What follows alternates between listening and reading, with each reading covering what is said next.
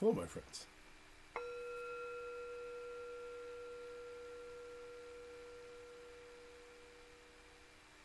Welcome back. My name is Drake, and this is Touching the Edge, and I'm delighted to see you here today. Welcome back, or welcome for the first time. We're doing an exploration of 40-day practice on shifting toxic opinion. What does it mean to be intoxicated by your opinion, and how does that affect you as you move through the world? One of the ways I feel that our opinion, being intoxicated by our opinion, is that it tends to separate us from the natural world. Our opinion makes us feel separate from the natural world. This is my perception, but let's look at it. Think about it. When people are dealing with elements like hurricanes or natural disasters, disease, they don't find themselves hating the hurricane or the disease. If they are dealing with a wild animal, they may need to stop it, but they don't hate the animal, not usually, not unless they develop a personification of the animal.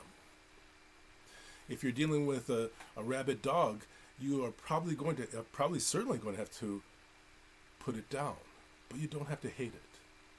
And so to me, this is part of what I feel we can do to begin to relieve some of that relationship to toxic opinion in which we see around.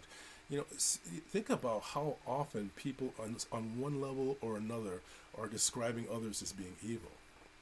Now, again, I'm not saying that we shouldn't do all we need to do to protect ourselves, protect our families.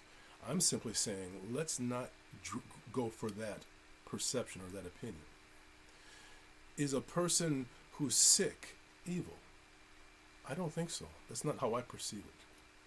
Once I was attacked by a man. He was about 50 years old, and he was completely vacuous. He had early onset Alzheimer's. I remember there was a picture of him surfing with his dog on the surfboard. He was a dynamic, powerful, very successful man. And yet he was completely gone. I had to take him for a test when I was working in mental health, and we were in an elevator, and suddenly he attacked me. It was one of the most violent attacks I had experienced. I really, really had to protect myself. I protected myself, and I had to restrain him. I didn't hurt him. I had to restrain him. However, I wasn't thinking that he was evil. Would you think someone is evil, say a family member, if they are deep in a fever and they jump up and attack, or maybe sleepwalking? I've seen cases where people turn against even people that they love because they begin to see them as evil. Now, again, I'm not saying that we might need to let go of someone because their behavior is not appropriate.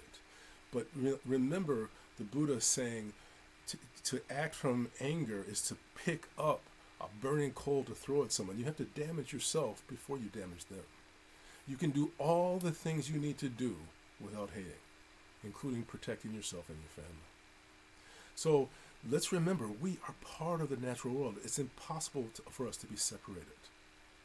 And just as we don't hate calamities in our environment, let's not hate each other. Let's find a way to focus on where we want to go rather than focusing on what we don't like, so much so that it becomes a burning hatred.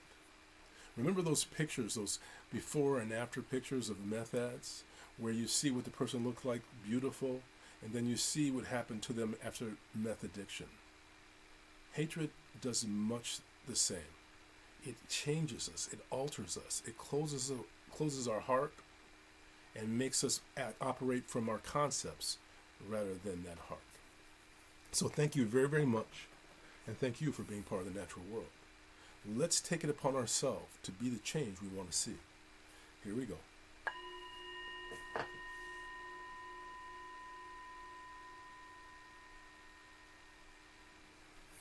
Let's have the strength to be in compassion and the courage to be willing to not have things go the way that we would like. I bring my hands into prayer position and I bow to you. Namaste. Thank you.